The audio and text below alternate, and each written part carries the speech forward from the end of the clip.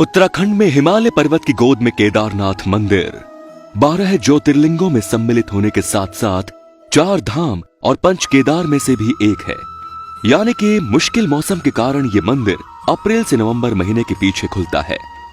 कत्यूरी शैली में बने पत्थरों के इस मंदिर के बारे में कहा जाता है कि इस मंदिर का निर्माण पांडव वंश के राजा जन्मेजय ने कराया था। यहां स्थित स्वयंभू शिवलिंग अति प्राचीन है। कहा जाता है कि 8वीं शताब्दी में आदि शंकराचार्य ने इस मंदिर का जीर्णोद्धार करवाया था। जून 2013 के बाद भारत के उत्तराखंड और हिमाचल प्रदेश के राज्यों में अचानक बाढ़ आई और भूस्खलन से केदारनाथ अधिक प्रभावित रहा। इस ऐतिहासिक मंदिर का मुख्य हिस्सा और सदियों पुराना गुंबद सुरक्षित रहा, लेकिन मंदिर का प्रवेश द्वार के आसपास का इलाका पूरी तरह से तबाह हो गया। केदारनाथ मंदिर समुद्र तल से 11,755 फीट की ऊंचाई पर स्थित है। दोस्तों, आप जान लेते हैं कि किस तरह 400 सालों तक केदारनाथ मंदिर बर्फ में दबा रहा और इसका इस मंदिर पर क्या असर पड़ा। वैज्ञानिकों के अनुसार केदारनाथ मंदिर 400 सालों तक बर्फ में दबा रहा, फिर भी इस मंदिर को कुछ नहीं हुआ। इसीलिए 2013 में आई जल प्रलय के दौरान इस मंदिर के सुरक्षित रह जाने से वैज्ञानिकों को कोई हैरानी नहीं हुई। देहरादून के वारिया इंस्टीट्यूट की हिमालयन जियोलॉजिकल वैज्ञानिक विजय जोशी ने कहा कि 400 साल तक केदारनाथ मंदिर के बर्फ के अंदर दबे रहने के बावजूद ये मंदिर सुरक्षित रहा, लेकिन जब बर्फ पीछे हटी तो इसके निशान मंदिर में मौजूद थे, जिसके वैज्ञानिकों ने स्टडी की। उसी के आधार पर यह पता लगाया गया कि यह मंदिर 400 सालों तक बर्फ में दबा हुआ था। जोशी कहते हैं कि 13वीं से 17वीं शताब्दी तक यानी 400 सालों तक एक छोटा हिमयुग आया था, जिसमें हिमालय का एक बड़ा क्षेत्र बर्फ के अंदर दब गया था। पहले माना जाता था कि मंदिर ग्लेशियर के अंदर है, लेकिन रिसर्च से पता चला कि यह मंदिर ग्लेशियर के अंदर नहीं बल्कि बर्फ में ही दबा हुआ था।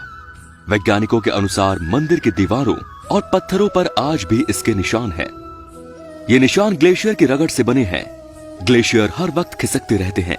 ये ना सिर्फ खिसकते हैं बल्कि उनका वजन भी होता है और साथ ही कई चट्टानें भी उनके साथ होती हैं, जिसके कारण उनके मार्ग में आई हर वस्तु रगड़ खाती हुई चली जाती है। जब 400 साल तक मंदिर बर्फ में दबा रहा होगा तो सोचिए मंदिर ने इस ग्लेशियर के बल और पत्थरों के रगड़ को कितना झेला होगा। वैज्ञानिकों के अनुसार मंदिर के अंदर भी इसके निशान दिखाई देते हैं। बाहर की ओर की दीवारों पर पत्थरों की रगड़ दिखती है तो अंदर की दीवारों पर पत्थर समतल है, जैसे उनकी पॉलिश की गई हो।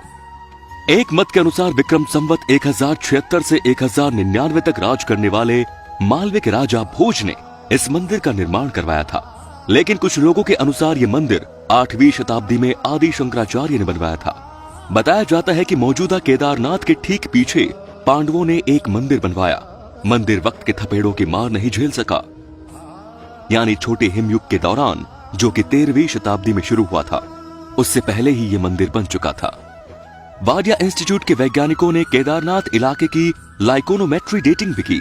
इस तकनीक से शैवाल और उनके कवक को मिलाकर उनके समय का अनुमान लगाया जाता है।